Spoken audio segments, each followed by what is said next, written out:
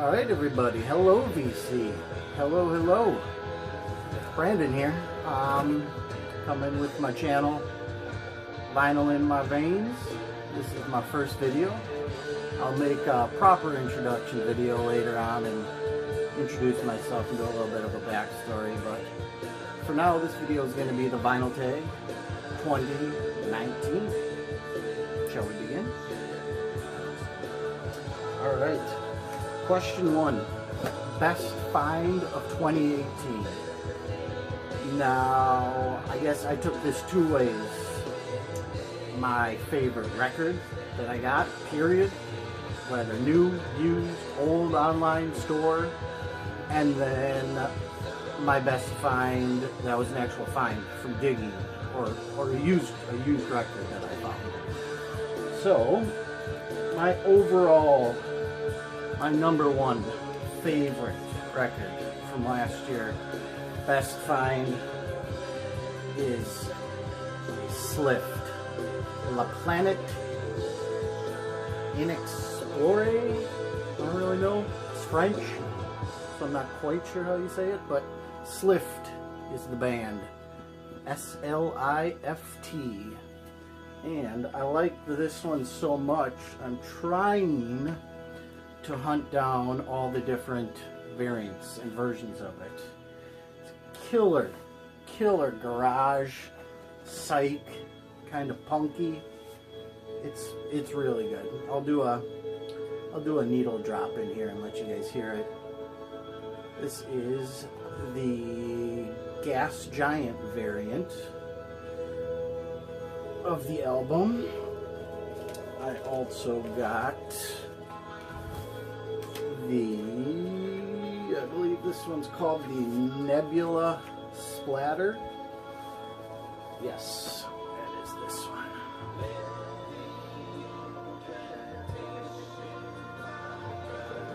And although it's French, they sing in English, so that's pretty cool. I can understand what they're singing about. I like it, but it's got, I don't know, I'd say it's probably a little more garage than psych, if I had to lean one way or the other, but it's got that really reverbed, echoey kind of garage style to it, but then some of the solos and the jams, woo, fire, straight fire, just melt your face off. There's that. Another version of it I got. This one is it's a green marble screen printed jacket. This was limited to 100 copies. They're a small band. They're a very small band, so there was not a lot of pressings of any of these. This is their first debut full length, and yeah, I was really happy to discover them and enjoyed the album a lot. As I said, my favorite of last year. And then for used, my best finds that I actually was digging and found would be Seeds albums that I finally got. Got the debut, got a Web of Sound, and I got another Web of Sound. Love it. So happy to have these. I've been looking for a long time. Didn't think that I'd be able to find them without going online and paying some serious bucks or something. I never thought that I'd actually come across them. I was losing hope, but never lose hope. Never lose hope. You'll find them. Number 2. I can see how these videos get carried away here and go forever. But number 2, Shoutouts in the VC. I got quite a list of people here I'd like to mention. Andrew, Tales from the Crate.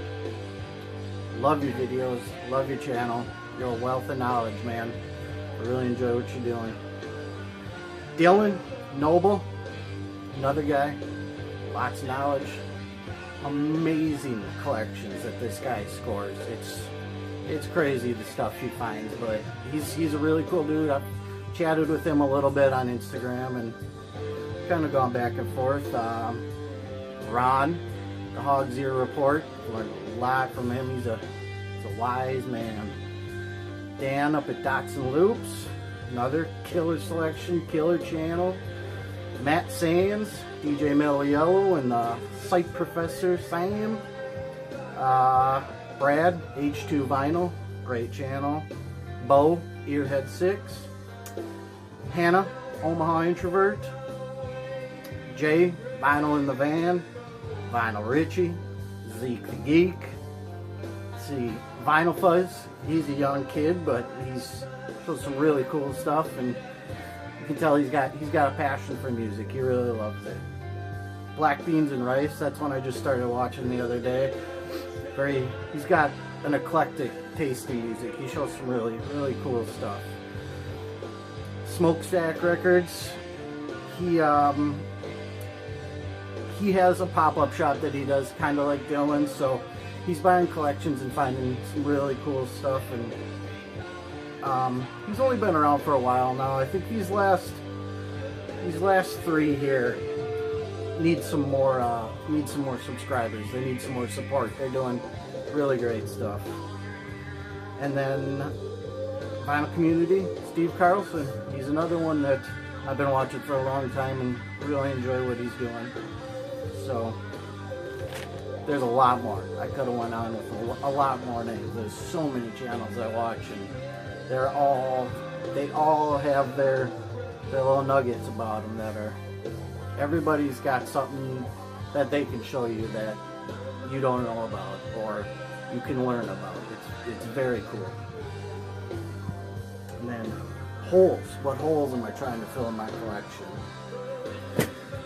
What holes am I not trying to fill in my collection? There is my lists on Discogs and Amazon and everything. There are thousands of records. I'm going to be filling holes for the rest of my life. But the main ones that I'd like to fill, Van Morrison and Them. I finally found a couple of the Them records. I'll be showing those in some upcoming videos, but I need more Van Morrison. I have Moondance, and I think I have a live album from him. Not sure. I have Moondance for sure though. The Flaming Lips. I need a lot more albums from them. I only have two. I have A Little Help from My Friends and Battle in the Mystics. On the hunt for Howlin' Wolf, anything chess, checker, cadet concept. I really want to bulk up that and kind of fill that out a bit. Black Moth Super Rainbow. They're a band I just learned about maybe a year or two ago. I have a couple of their albums, but they're really cool synth pop psych, very trippy, weird. But some of their albums are out of print and people are just wanting stupid money for them, as the story goes. So next, number 4, a cheap album that is really good, and I have two that I want to talk about. There is, where did I put it? There we go. Hot Tuna, the album Burgers. This is 1972, and this is Jack Cassidy and one of the other guys from Jefferson Airplane. And this album, I looked before I shot the video, there's one for sale on Discogs for $6, I think, BG Plus, it's good shape. This is a great album that you can find for cheap. The musicianship alone is stellar. The Water song kills me. It's just an amazing, beautiful guitar instrumental. Check it out. If you haven't listened to these guys, I highly recommend checking out. And this album too. This is a good album to start with. It's great, start to finish. The other one I want to talk about that you can find for cheap is Mr. Jerry Reed. Okay. This guy can pick a guitar, I'll tell you what, and he's funny, he writes some great tunes, and he's got a catalog for days. there's no shortage of Jerry Reed records, but I'm sure everybody knows Eastbound and Down from Smokey and the Bandit. He was the one that wrote and sang that. But you can find most of his records in a dollar bin if you look. If you look, people either don't like him, or you know, he's not one of those artists that goes for a lot of money, but well worth picking up his records here. I got a stack of them. I don't know how many I got, but when you're hot, you're hot. You got the Gold Mine, I got the Shaft. Woo! Just hits upon hits. Let's see what's next here. Favorite side project. My favorite side project at the moment, I would say, would be the Claypool Lennon Delirium. This is Les Claypool from Primus and Sean Lennon, who is the son of John. So obviously Les is from Primus, and Sean has a band called Ghost, or Ghost of a Saber-Toothed Tiger. So this is a collaborative effort between the two, and it's funky, psych, kind of, I mean, it has Primus elements because you got Claypool in there, you know, slapping the bass and singing, but it's interesting. I would highly recommend checking it out. Favorite song on here, well, The Monolith of Phobos, the first song, is great. Breath of a Salesman's awesome. Captain Lariat's good. If you like Primus, and if you like poppy kind of psych, I guess, with, you took that in Primus and you smushed it and twirled it up and twisted about, this is what you would get. Some other ones I just wanted to mention quick. Fuzz, Ty Seagal's side project with Charlie Moothart and one other feller, I don't remember his name at the moment. The Murlocs, Kenny from King Gizzard. Kenny and I want to say the bass player. I think it's there. Both of them are in it. That's their side project, the Murlocs. It's on Flightless. It's along the same vein, Psyche, Garage. And then, of course, I do love A Perfect Circle because I love Tool. So, can't have one without the other. Gotta love them both. Maynard's a genius. Song from an artist that's uncharacteristic. I didn't know what to pick for that one. I was going through my collection, and it's hard for me to say something that's uncharacteristic because the artist did it, and they obviously did it for a reason. So when I think uncharacteristic, I think something that's just blowing my mind weird.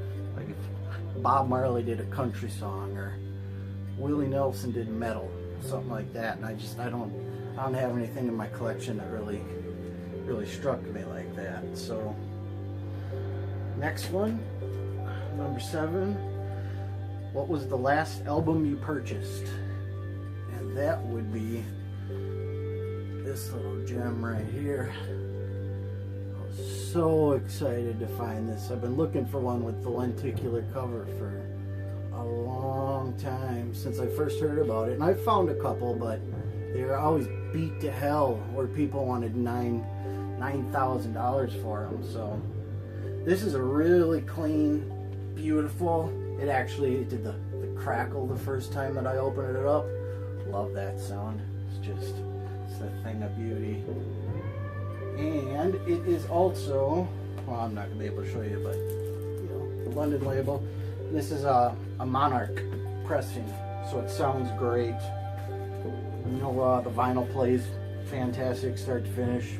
Maybe one pop I heard. So very stoked to have that. Great album with a bad cover.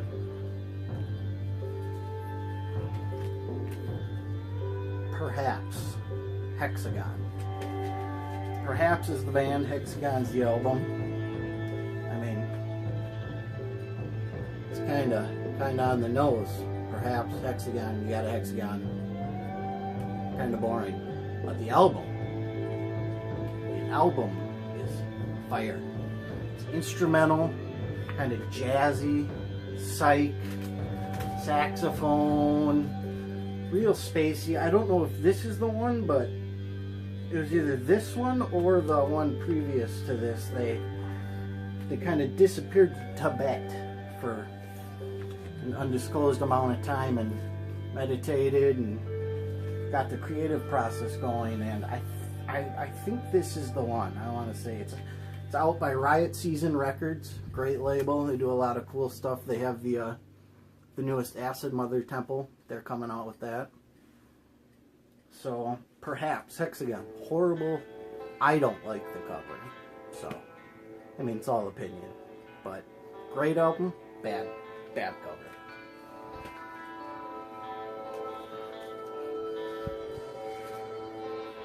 Bad album with great artwork. Now, I might catch some flack for this. I don't know. I know a lot of people loved it. Critics loved it. Fans loved it. I did not love it. Did not love it. I don't know what it is about it. Father John Misty. Pure comedy. I mean, the artwork on this thing is stellar. Very cool artwork. For me personally, I did not like the album. And I like Father John Misty. You know, I'm not a huge fan, but I enjoy his first two albums. I thought were really good. This one, and I haven't heard God's Favorite Customers, so I don't know. I might have fell off with Mr. John Misty.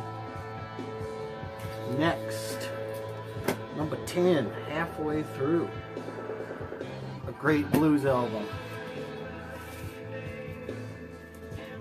Boom. John Mayall and Eric Clapton. Bluesbreakers. This thing is just a relic of blues goodness. The playing, obviously John Mayall, Eric Clapton, the playing on it is fantastic. All stellar musicians, songwriting, jams. I mean, it's blues, English style with Clapton and Mayall. You got searing guitar tones, you got groovy organs. It's just a great, soulful blues album. And I had to mention, of course, the man himself. The wolf. The howling wolf. This is by far my favorite blues artist and my favorite blues record. I would do horrible things for an original copy of this album. On the black checker label. I saw it on eBay the other day. I was looking. I'm always looking, but it was $600 or something like that, and it's a little too rich for my blood. An earworm song. So something that just gets buried in my head when I hear it. Land of a Thousand Dances, Wilson Pickett. Na na na na na na na na na. I won't sing again, I promise, but that song, days it'll be in there. It will get stuck and I'll be humming it. And it's not one that bugs me either. I'm happy to have that song stuck in my head. I love it. Can't get enough. I don't think there's ever been a time I've heard this song where it hasn't put a smile on my face. I absolutely love it. Historically important artist.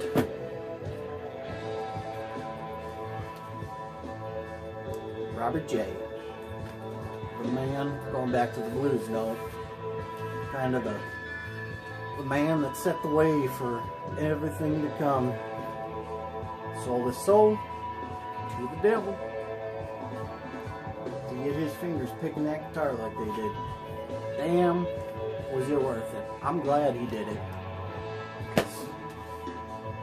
That man started many great things on their way. Robert Johnson. Okay. Album I own because of my parents. This, Jim Croce. Definitely a mom album. She loves the Croce, man. Heard it a lot when I was growing up. Specifically Bad Bad Leroy Brown. I can get behind that song. I like that song. And then, because of my dad, boom. I remember driving in the car as a kid, and this, or Zeppelin too, but this would come on the radio, everybody would have to zip it, and it would just get cranked. And I think I've been in love with this thing since the first time I heard it. I used to be in a band, and we played a couple shows where we did front to back this whole album, and it was such a blast to play. It's such a classic. I love it. Okay, number 14, dollar bin find. Now, I haven't found many records for $1, but easily my favorite one that I have ever found for $1 was this puppy at Goodwill. I couldn't believe it when I saw it. This thing it's got a little bit of wear to it, but the records are in great shape. It has the poster still. It has all the headshots of them still. It's got everything, the whole package, and it's a beautiful player. So that is easily the best dollar bin find I've ever had. Once in a while, Goodwill will come through for you. Favorite 2 LP set? Otis, Live at the Whiskey. This man has enough soul to go around the world. He's just the king. I love his voice. I love his songs, and sadly enough, I think he died in Madison, out by me. I want to say that's where he ended up passing away. Was out in Lake Mendota in Madison, which is maybe an hour and a half from me. I'm out towards Milwaukee, but Wisconsin kind of seems to kill musicians. Stevie Ray Vaughan, John Entwistle died right before they came here to play Summerfest. The Big Bopper, Richie Valens, they were on their way to Wisconsin when their plane crashed. If you're a musician, don't come to Wisconsin. And that pains me to say, but bad juju. I don't know. Albums I bought because of VC, because of you guys. Man, many you guys have steered me in on. But let's see, I picked out Doin. This was Dots and Loops, I think, showed this. Kind of piqued my interest on it. This one I've seen in multiple videos, but the first time I think was Matt Sands showed it. That's Wool. And this is a promo copy I found, which is kind of cool. And this is, it gets classified as a psych album. I don't know if it's really psych per se. It's funky, it's jazzy. I mean, they do solo a lot, so maybe psych, but this Nava is thanks to Vinyl in the Van. That guy has turned me on to so much killer music. It's crazy. He never misses. I am at the point where I would pretty much blind buy something if he says that it's worth getting. This is another one from him. CFM, Charlie Moothart. This is one of the guys in Fuzz with Ty Segall. And Mr. Ron at the Hog's Ear Report. I remember when he mentioned this, he actually said that he was kind of surprised that this is. And you know what? This is a double album as well. But this thing, Death Song by the Black Angels, this is their newest one. And since buying this one, I've gone back and bought all of their other albums, which are all great, but this is probably my favorite. This thing is an amazing piece of work, start to finish. All four sides of that thing. I can listen to it front to back. What do we got next? 10-inch album. I only have a few of these, so I figured I'd just show them all. I got Ghost, that I was talking about before, Ghost of a Saber-Toothed Tiger, Sean Lennon's band. I have The Vipers, Champion 100, which is a little small band out of Canada. This is a lathe cut.